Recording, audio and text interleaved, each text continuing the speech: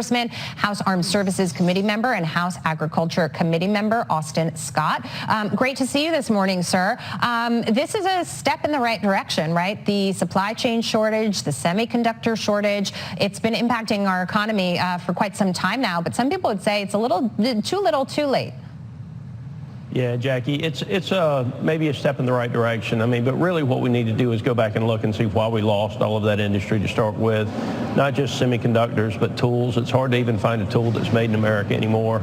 So this is what, you know, when Trump ran, I think he was elected on the American First and bringing it back home, this manufacturing, critical manufacturing back to the United States. And so it's $50 billion in subsidies. Those subsidies are necessary because of bad policy inside the United States. And then the issue that is not being addressed in here is the mining of the rare earth elements that it takes to actually manufacture those semiconductors. And so we've still got to bring in the raw materials to the United States because we don't have the ability to mine in our country anymore. And so that's some of my concerns that I see with the legislation. I think it'll pass. I hope it will help.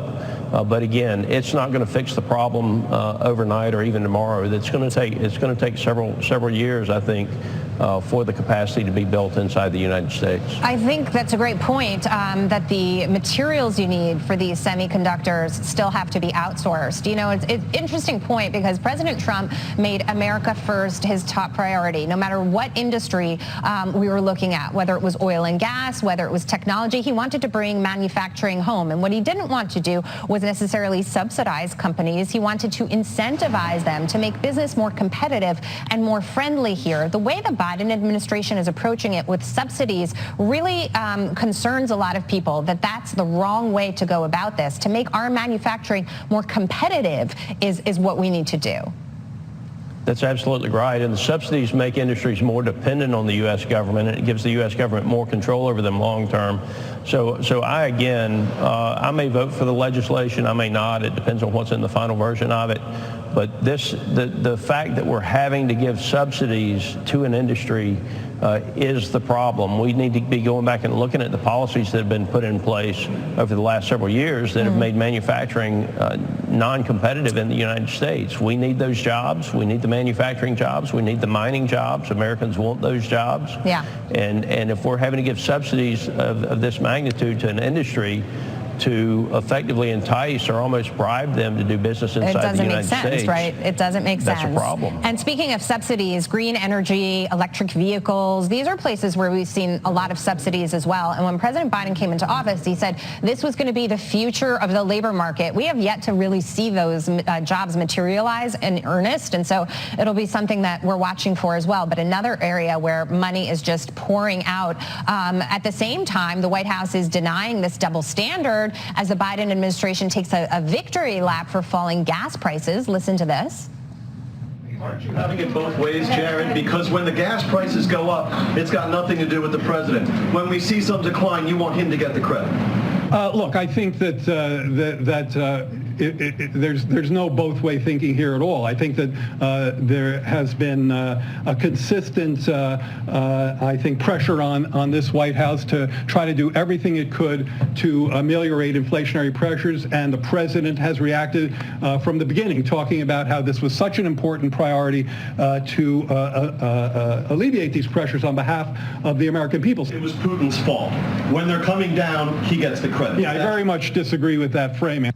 Of course he would disagree with that framing, but today the national average for a gallon of gas is at $4.49. It's over $2 more per gallon compared to the day that President Biden took office. Congressman, you look at the oil and gas industry, some people would say you should be encouraging, incentivizing, even subsidizing them to pump more oil right now and refine more gasoline, yet, you know, that's just not happening.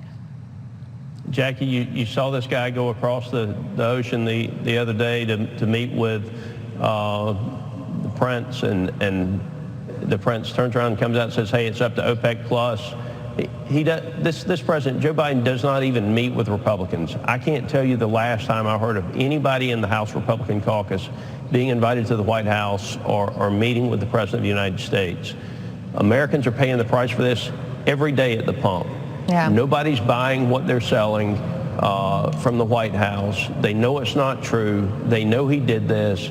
If you look at America's oil and gas industry, Why would they invest billions of dollars when they've got a president of the United States and a vice president of the United States that are being controlled by a group that wants to put them out of business? Yeah.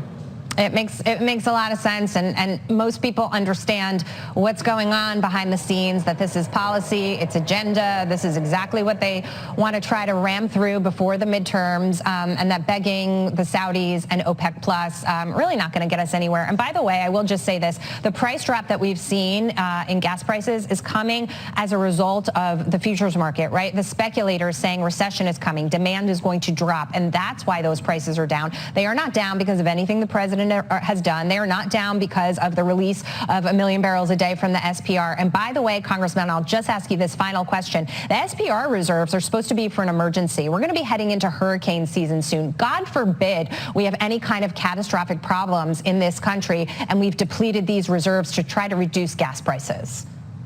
Yeah, I was in high school the last time our reserves were this low.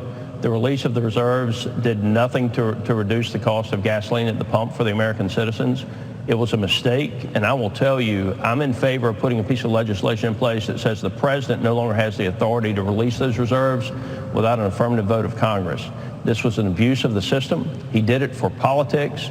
From a policy standpoint, it did absolutely nothing to help Americans. And when you see that oil being shipped to foreign countries, some of which are our adversaries, not our friends, that just makes me sick to my stomach. Yeah. A lot of people would like to see you do that. Congressman Austin Scott, thank you so much for coming on today. Great to see you. Thank you, Jack.